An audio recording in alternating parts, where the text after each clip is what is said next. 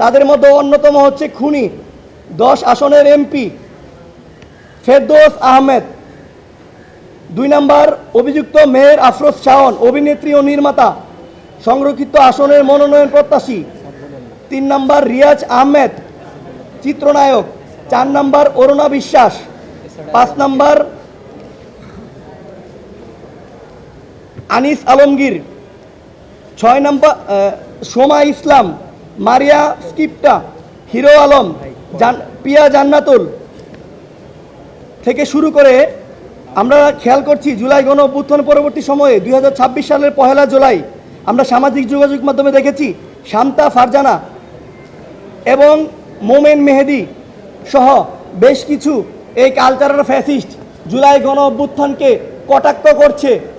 এই বাংলাদেশের মাটিতে জুলাই গণ অভ্যুত্থানের পরে 5ই আগস্টের মধ্যেই 5ই আগস্টের দিনেই খুনি হাসিনা সহ আওয়ামী লীগের পতন হয়েছে। আগামীতে আওয়ামী লীগ কোনোভাবে ফিরবে না। কিন্তু এই আওয়ামী লীগের দোসররা মাঝে মাঝে আইনজীবী হয়ে, মিডিয়া ব্যক্তিত্ব হয়ে, মাঝে মাঝে শিক্ষাবিদ হয়ে, বিভিন্ন প্রফেশনের মাধ্যমে তারা ফিরে আসার চেষ্টা করছে। আমরা জুলাই গণ অভ্যুত্থানে যারা সৈনিক আছি, ইনশাল্লাহ আমরা প্রস্তুত সেই সকল ফ্যাসিস্টদেরকে মোকাবেলা করতে। ফোরাম এইচডিএফ এর পক্ষ থেকে লিখিতভাবে 2টি অভিযোগ দিয়েছি বরাবর চিফ প্রসিকিউটর, আন্তর্জাতিক অপরাধ ট্রাইব্যুনাল, বাংলাদেশ, পুরাতন হাইকোর্ট ভবন, ঢাকা। আমাদের প্রথম যে অভিযোগটি ছিল সেটি হচ্ছে বিষয়টি ছিল 2024 সালের গণ অভ্যুত্থান চলাকালে সংগঠিত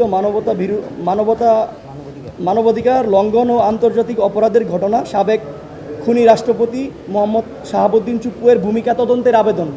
আমরা সাবেক খুনি রাষ্ট্রপতি মোহাম্মদ শাহাবুদ্দিনের জুলাই গণ অভ্যুত্থানের যে তার ভূমিকাটা ছিল সেটার জন্য আমরা বরাবর চিফ প্রসিকিউটরের মাধ্যমে আমরা একটা আবেদন জানিয়েছি।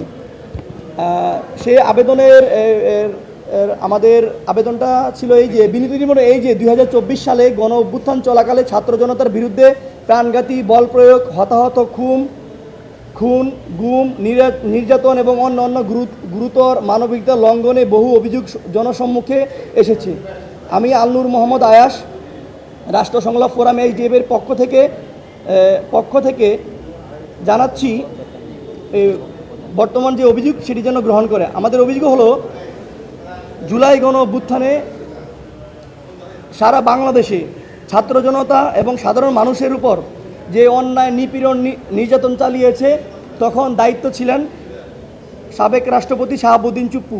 তিনি কিন্তু ছাত্র এবং এই জনতাদের ম্যান্ডেট হয়ে কাজ করেননি। তিনি কিন্তু কখনো খুনি হাসিনা, খুনি ফ্যাসিস্ট এবং খুনি সেই স্বরাষ্ট্রমন্ত্রী তাকে কিন্তু বলেন নাই যে এই আন্দোলনের ছাত্রদের উপর যেন প্রকাশ্যে দিবালোকে যেন খুন, গুম, গুলি চালায়, এটা কিন্তু তিনি নিষেধ করেন নাই। তো সেই জায়গা থেকে আমাদের স্পষ্ট মেসেজ, আমরা যখন 2025 সালে খুনি শাহাবুদ্দিনের ব্যাপারে আমরা যখন রাজপথে পদত্যাগের দাবিতে আন্দোলন করেছিলাম, তখন আমি আলনুর মোহাম্মদ আয়াসকে 18 জানুয়ারিতে আমাকে গুম করা হয়েছিল এবং 18/1/2025 সালে রাত আনুমানিক 1টার দিকে আমাকে বলা হয়েছিল যে চুপ্পুর পদত্যাগের যে বিষয়বস্তুটি আছে আমরা যেন এই দাবি আর কখনো না জানাই এবং আমরা যেন বাসায় ফিরে যাই এবং সামাজিক যোগাযোগ মাধ্যমে যেন চুপ্পুর পদত্যাগের দাবিটি যেন আমরা সরিয়ে নিই। তার পরিপ্রেক্ষিতে 19/1/2025 সন্ধ্যা সময় বাংলা মোটরে আমাকে ফেলে যায় সেই আসামি খুনি চুপ্পুর দোসরের যারা ছিল তারা। তখন সেনাবাহিনী উদ্ধার করে এবং ঢাকা মেডিকেল কলেজে চিকিৎসা নেই। পরবর্তী সময়ে আমরা তার বিরুদ্ধে আরও কিছু অভিযোগ আপনাদের সামনে উপস্থাপন করছি। হাসিনার একান্ত সহযোগী শাহাবুদ্দিন চুপ্পু এর হুকুমে 2024 সালের ছাত্র জনতার জুলাই গণ অভ্যুত্থানের আন্দোলনে অংশগ্রহণ করি। ছাত্র জনতার উপর গুলি বর্ষণ, অমানবিক নির্যাতন, খুন গুমের হুকুমদাতা হিসেবে তার ভূমিকা তদন্ত করে আইনের আওতায় এনে দৃশ্যমান বিচারের দাবি জানাচ্ছি। তৎকালীন খুনি রাষ্ট্রপতি শাহাবুদ্দিন চুপ্পুর সাংবিধানিক দায়িত্ব এবং ভূমিকা এই ঘটনাগুলোর প্রেক্ষাপটে যথাযথ তদন্ত করা প্রয়োজন। এছাড়াও খুনি শাহাবুদ্দিন চুপ্পু 2024 সালের নির্বাচন, মানবাধিকার লঙ্ঘন এবং গণ অভ্যুত্থান সংশ্লিষ্ট ঘটনাবলীকে তার কোনো আইনগত দায় বা সংশ্লিষ্টতা ছিল কিনা তা নিরপেক্ষ ও স্বাধীন তদন্তের মাধ্যমে নির্ধারণ করার জোর দাবি জানাচ্ছি। আমাদের আরেকটি অভিযোগ আমরা দায়ের করেছি, বর্তমানে যে কালচারাল ফ্যাসিস্ট আছে, আপনারা জানেন জুলাই গণ অভ্যুত্থানে এই কালচারাল ফ্যাসিস্টগুলো আমাদের জুলাই গণ অভ্যুত্থানে যে ছাত্র জনতা যারা আছে তাদের উপরে প্রকাশ্যে দিবালোকে খুন গুম হত্যা চালিয়েছে।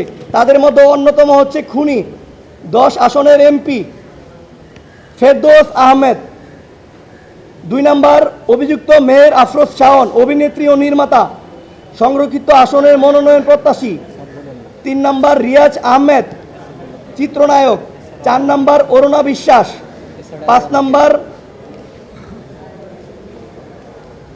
আনিস আলমগীর, 6 নম্বর সোমা ইসলাম, মারিয়া স্কিপ্টা, হিরো আলম, পিয়া জান্নাতুল থেকে শুরু করে আমরা খেয়াল করছি জুলাই গণ অভ্যুত্থান পরবর্তী সময়ে 2026 সালের 1 জুলাই আমরা সামাজিক যোগাযোগ মাধ্যমে দেখেছি শান্তা ফারজানা এবং মোমেন মেহেদি সহ বেশ কিছু এই কালচারাল ফ্যাসিস্ট জুলাই গণ অভ্যুত্থানকে কটাক্ষ করছে, ব্যঙ্গাত্ম করছে। বাংলাদেশের মানুষের কাছে এবং বিশ্ববাসীর কাছে জুলাই গণ অভ্যুত্থানের যে আন্দোলনটা ছিল সেই আন্দোলনকে ছোট করে, আমাদের শহীদ ভাইদেরকে ছোট করে বিভিন্ন রকম সামাজিক যোগাযোগ মাধ্যমে পোস্ট করছে। একই সাথে জুলাই গণ অভ্যুত্থানে যারা সৈনিক ছিলেন, যারা রাজপথে আন্দোলন সংগ্রাম করে হাত হারিয়েছে, পা হারিয়েছে, চোখ হারিয়েছে, যারা শহীদ হয়েছে তাদের পরিবার পরিজন এবং সেই তাদের ব্যক্তিদেরকে নিয়ে কটাক্ষ করছেন। আমরা স্পষ্ট ভাষায় রাষ্ট্র বাংলা ফোরাম SDF এর পক্ষ থেকে বলতে চাই, এই বাংলাদেশের মাটিতে জুলাই গণ অভ্যুত্থানের পরে 5ই আগস্টের মধ্যেই 5ই আগস্টের দিনেই খুনি হাসিনা সহ আওয়ামী লীগের পতন হয়েছে। আগামীতে আওয়ামী লীগ কোনোভাবে ফিরবে না। কিন্তু এই আওয়ামী লীগের দোসররা মাঝে মাঝে আইনজীবী হয়ে, মিডিয়া ব্যক্তিত্ব হয়ে, মাঝে মাঝে শিক্ষাবিদ হয়ে বিভিন্ন প্রফেশনের মাধ্যমে তারা ফিরে আসার চেষ্টা করছে। আমরা জুলাই গণ অভ্যুত্থানে যারা সৈনিক আছি ইনশাল্লাহ আমরা প্রস্তুত সেই সকল ফ্যাসিস্টদেরকে মোকাবেলা করতে। অতএব ধন্যবাদ সবাইকে।